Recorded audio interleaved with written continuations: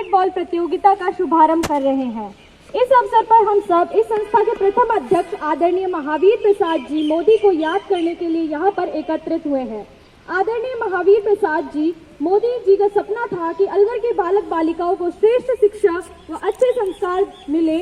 इसी उद्देश्य को लेकर बाल भारती शिक्षा समिति अलवर का रजिस्ट्रीकरण राजस्थान संस्था रजिस्ट्रीकरण अधिनियम 1950 के अंतर्गत 20 नवंबर 1970 को किया गया था। आदरणीय महावीर प्रसाद जी मोदी अपने व्यापार के साथ साथ अपनी दूरदर्शिता, दृढ़ निश्चय और कड़ी मेहनत के बलबूते पर बाल भारती शिक्षा समिति को श्रेष्ठ शिक्षा समिति बनाने के प्रयास में जुट गए। आदरणीय महावीर प्रसाद जी मोदी का सोचना था कि बच्चों को यदि शिक्षा के साथ साथ खेलों में भी भाग लेने के लिए प्रेरित किया जाए तो उनके अंदर अनुशासन, सामाजिकता, सहयोग और राष्ट्रीयता की भावना पैदा की जा सकती है। उनका मानना था कि खेल का मैदान एक ऐसी जगह होती है जहां बालक और बालिकाएं अलग अलग मिजाज के अपने मित्रों के साथ खुलकर बातें करना सीखता है। उसके अंदर का आत्मविश्वास बढ़ता है, उसके अंदर टीम भावना और सामंजस्य की भाव विकसित होती है।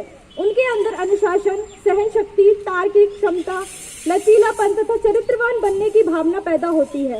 इन सब गुणों के कारण वो शिक्षा के क्षेत्र में भी सर्वश्रेष्ठ प्रदर्शन करता है। इसी सोच को आगे बढ़ाने के लिए आज बाल भारती शिक्षा समिति के चेयरमैन आदरणीय श्री नरेंद्र मोदी जी अपनी स्पष्ट सोच, कड़ी मेहनत, दूरदृष्टि, निरंतर सकारात्मक प्रयास, ईमानदारी, निष्ठा और अनुशासन के बलबूते पर बाल भारती शिक्षा समिति को निरंतर प्रगति के पथ पर ले जाने के लिए हर संभव प्रयास कर रहे हैं। आदरणीय नरेंद्र मोदी जी का पक्का विश्वास है कि खेलकूद बच्चों के शारीरिक और मानसिक विकास में बहुत योगदान देते हैं। बालक बालिकाएं खेल गतिविधियों में भाग लेकर अपना हर लक्ष्य हासिल कर सकते हैं। इसी बात को ध्यान में रखकर उन्होंने बाल भारती शिक्षा समिति के अंतर्गत अध्ययन कर रहे छात्र छात्राओं के लिए बास्केटबॉल सिंथेटिक कोर्ट बनाने का निर्णय लिया, जो आज अलवर में पहला सिंथेटिक बास्केटबॉल कोर्ट है। इसी श्रृंखला में बैडमिंटन का इंडोर कोर्ट पर काम चल रहा है। आदरणीय नरेंद्र मोदी जी स्वयं प्रतिभाशाली छात्र के रूप में अपनी पहचान बना चुके हैं। आप समझते हैं कि खेलों और शिक्षा के क्षेत्र में आगे बढ़ने के लिए कठिन परिश्रम करना होता है, अनुशासन में रहना होता है। इसलिए आप चाहते हैं कि छात्र छात्राओं को अपने दिमाग में तथ्यों जबरन दूसने का प्रयास नहीं करना चाहिए, बल्कि अपने मार्ग में आने वाली चुनौतियां तथा मुश्किलों का मुकाबला किस तरह किया जाए का साहस तथा ताकत पैदा करने का प्रयास करना चाहिए। यह गुण आपके अंदर तभी पैदा हो सकता है जब स्कूल का प्रत्येक छात्र स्कूल में चलने वाली हर शैक्षणिक, सह शैक्षणिक तथा खेल गतिविधियों में सक्रिय होकर भाग लेता है।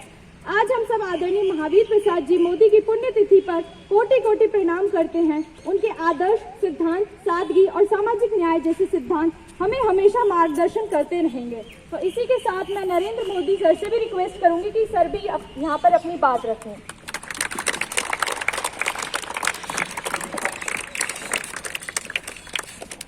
प्यारे बच्चों, कालरा साहब का, मैडम का बहुत बहुत शुक्रिया कि आज दिन में इनसे मेरी बात हुई और बस कोई चर्चा हुई इस तरह की कि आज तो मेरे फादर की पुण्यतिथि है और आज शाम से ही एक टूर्नामेंट का इन्होंने आयोजन कर दिया इतने छोटे से नोटिस पे, और आप सब लोग इतने सारे बच्चे आ गए यहाँ पे। बहुत बहुत आभार आप सभी का कि आप सब लोग इतनी गर्मी के बावजूद भी इधर खेल की उपयोगिता को समझते हुए and you all have come here to participate in the tournament. देखो बच्चों, उधर वो मजदूर काम कर रहे हैं, कितनी गर्मी पड़ रही है, but still he is working. You have to learn from him, उसे सीखना है तुम्हें। वो जब अपने पेट के लिए वो नहीं करेगा काम तो कमा के घर नहीं ले जा पाएगा। आप लोग तो इतने लकी हो कि आपको सारे साधन मिले हुए हैं। घर पे खाना मम्मी बना के तैयार रखेगी, रहने के लिए घर भी है। अभी आप लोगों को अपनी पढ़ाई के लिए खर्चा करने के लिए आपको कोई कमाने की ज़रूरत नहीं है। तो you people are very lucky. जब आपको इतनी गोल्डन अपॉर्चुनिटीज़ मिली हैं तो मैं आप लोगों को एडवाइस कर रहा हूँ, इन गर्मियों की छुट्टी को खाली मत जाने देना, इसका पूरा उपयोग करना। फैसिलिटीज़ इस तरह की, बहुत लकी होते हैं वो बच्चे जिनको इतना बढ़िया एक मौका मिलता है, अपॉर्चुनिटी मिलती है, तो यूटिलाइज इट। बड़े बड़े खिलाड़ी तो गांव के अंदर एक छोटे से मैदान के अंदर खेल के और इंटरनेशनल प्लेयर बन गए। आप लोगों को जब ये फैसिलिटीज मिली है तो you should utilise it, and once you decide firmly, फिर आप भी स्टेट, नेशनल, इंटरनेशनल लेवल के कुछ प्लेयर्स आप में से बन सकते हो. You required A firm determination, very discipline life, खाने की हैबिट्स डिसिप्लिन होनी चाहिए, पूरा रूटीन डिसिप्लिन होना चाहिए, खेलने के प्रति पूरी लगन होनी चाहिए. Then you can touch the sky. कोई चीज़ असंभव नहीं है. तो आज की सच्ची श्रद्धांजलि श्री महावीर जी मोदी को तभी होगी जब आप में से कोई अगली साल पता लगे, उसका नाम अखबार में छपे. अभी मैडम के नेफ्यू ने राजस्थान के अंदर ही won the gold medal, the best athlete award. Alwar से ही है वो भी. आप लोगों में से क्यों नहीं? बैडमिंटन कोर्ट भी बन रहा है आपका. कितना बढ़िया सिंथेटिक कोर्ट बन गया. It is only the court in Alwar. APS वाले, चिनार वाले, सिल्वर ओक वाले कितनी बार कह चुके सर हमें किराए पे दे दो. आप जो किराया लेना है ले लो, सुबह शाम का स्लॉट हमें दे दो. मैंने कहा नहीं, वो हमारे बच्चों को ही रहेगा. तो you have to utilise it. और जो तुम्हें पता नहीं है, अभी बताया ये 1970 में जब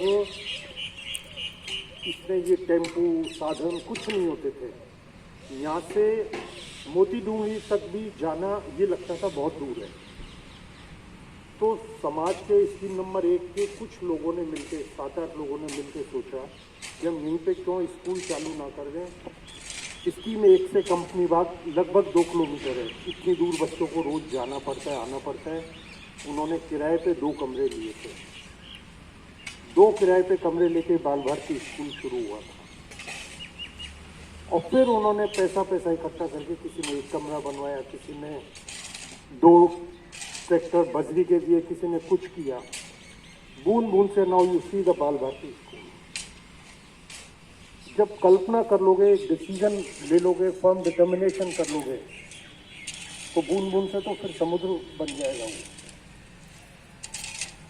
तो आज इतना बड़ा स्कूल खड़ा हो गया उन लोगों के फर्म डिटर्मिनेशन के कारण, कि उन्होंने सोचा था कि हम समाज को कुछ हमें करना है. स्कीम नंबर 1 में स्कूल शुरू किया था, बढ़ता गया, अच्छा रेस्पॉन्स मिलता गया. पहले बाल भारती स्कूल में एडमिशन नहीं मिलता था, बट अब कॉम्पिटिटिव इरा हो गया है. यहाँ पे APS भी खुल गया, चिनार भी खुल गया, सेंट एंसलम भी खुल गया, सिल्वर ओक भी, इतने स्कूल खुल गए. इसलिए अब बच्चे डाइवर्सिफाइड हो गए. Otherwise Bal Bharati used to be the best school of Alwar. अभी पिछली साल ही जो हमारा एनुअल फंक्शन हुआ था, उसके अंदर the chief guest who had come here, he is an IAS officer. वो बाल भारती से ही पढ़े हुए हैं. मैडम का जो नेफ्यू है, he scored 88.8% marks in 10th board and he is the best athlete also. तो ये नहीं है कि गेम खेलने से आपकी पढ़ाई में कोई फर्क पड़ जाएगा. कालना सर है बेस्ट, मतलब कितनी बार इंटरनेशनल अवार्ड मिल चुका है इनको. मैराथन के अंदर हर बार gold medal, even at this 64-65 की इसमें भी गोल्ड मेडल लेके आते हैं.